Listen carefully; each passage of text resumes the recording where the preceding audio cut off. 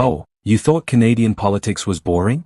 Well, buckle up, because we're about to dive into the political equivalent of a breakup followed by a much healthier relationship, and honestly, the tea is piping hot. So Scott Moe just dropped what might be the politest shade I've ever heard in Canadian politics. He basically said working with Mark Carney as Prime Minister is like upgrading from a group project partner who never responds to your texts to someone who actually shows up to the meetings. And coming from a prairie premier who spent years metaphorically yelling at Ottawa through a megaphone, that's saying something. We're talking about a relationship shift so noticeable that Moe felt comfortable going on record saying it's much more collaborative than the Trudeau era. Translation: things were rough, folks. Really rough. Like passive-aggressive family dinner rough. But before we get into the juicy details of this federal-provincial glow-up, make sure you're subscribed to Canadian Insights because we're serving you multiple doses of political reality every single day, and trust me, you don't want to miss what's brewing in this country. Let's set the scene. 4 years, the relationship between Saskatchewan and the federal government was basically a masterclass in how not to communicate. Scott Moe and Justin Trudeau had the kind of dynamic that makes awkward elevator rides look comfortable.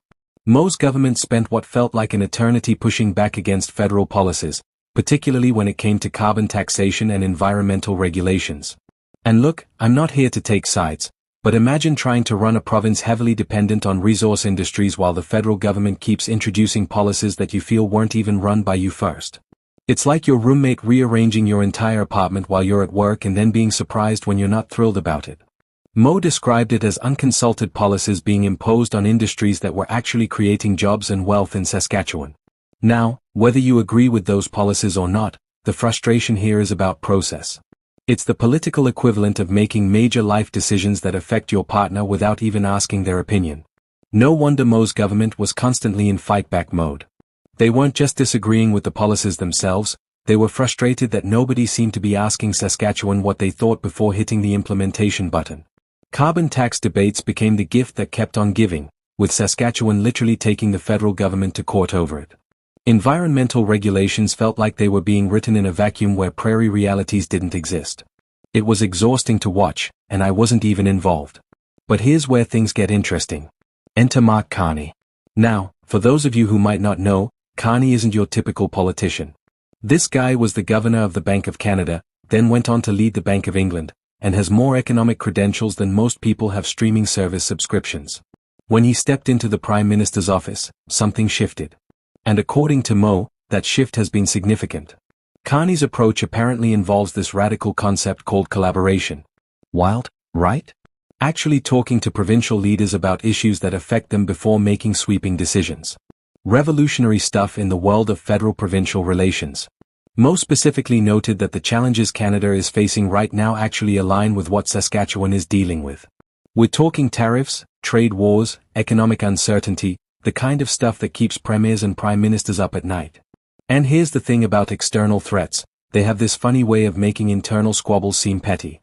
When you've got potential tariffs threatening entire industries, suddenly the carbon tax debate takes a back seat.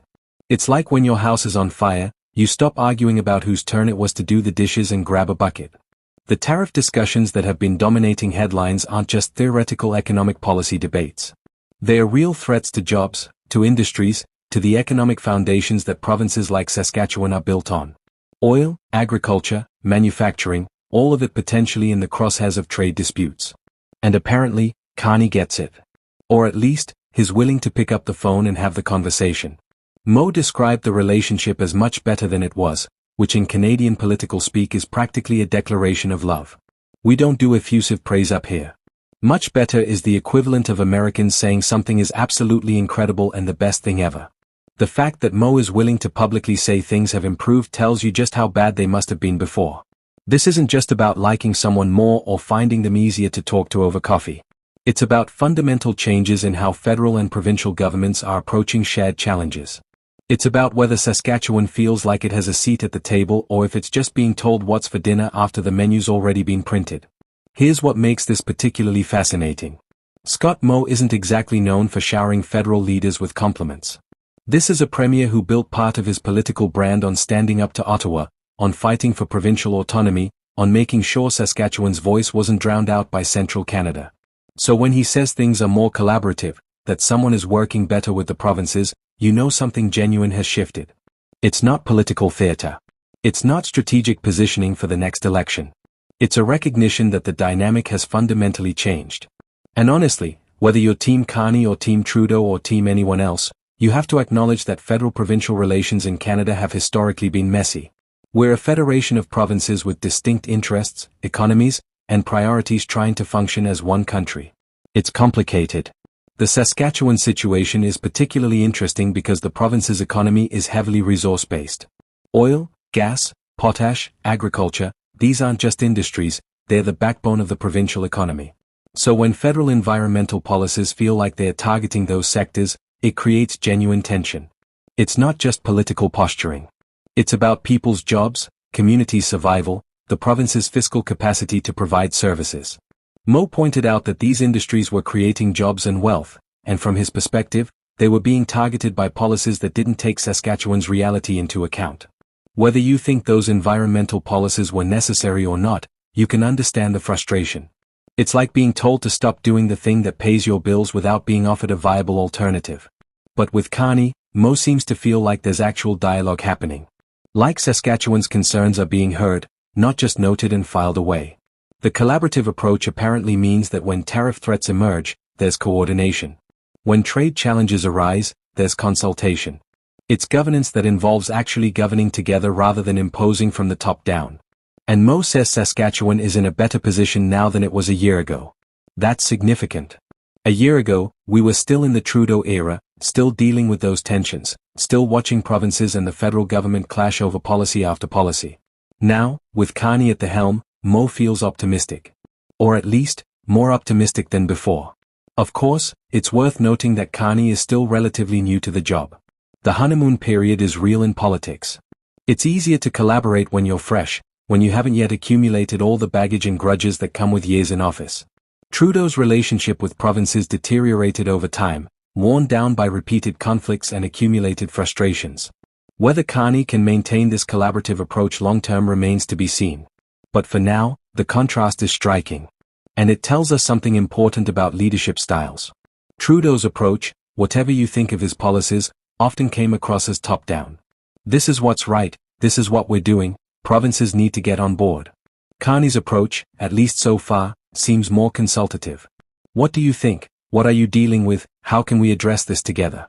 Neither approach is inherently right or wrong. Sometimes decisive action is necessary.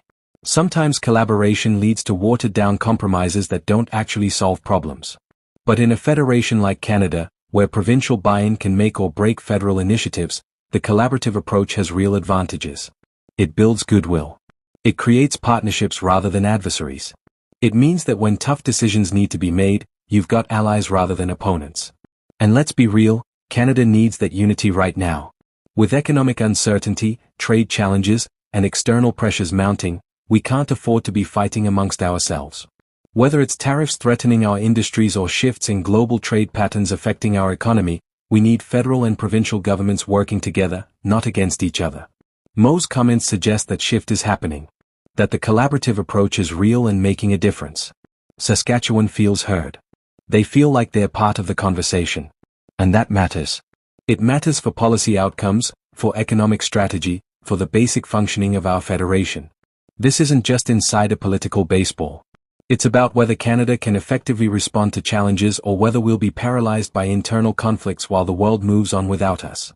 So yeah, Scott Moe saying nice things about a federal leader is news. It's a sign that something has genuinely changed in how federal and provincial relations are functioning. Whether this collaborative approach will last, whether it'll extend to other provinces with their own concerns, whether it'll survive the inevitable policy disagreements that will arise, we'll have to wait and see. But for now, Saskatchewan is apparently happier with Ottawa than it's been in years. And in Canadian politics, that's practically a fairy tale ending. If you want to stay on top of every twist and turn in Canadian politics, because trust me there are about 17 plot twists per day, hit that subscribe button and smash the notification bell. We're Canadian Insights, and we're bringing you the latest political news, analysis, and yes, occasionally some shade throwing by prairie premiers. Drop a comment letting me know what you think about this federal-provincial relationship glow-up. Is Carney's collaborative approach the real deal or just honeymoon phase vibes? Let's talk about it.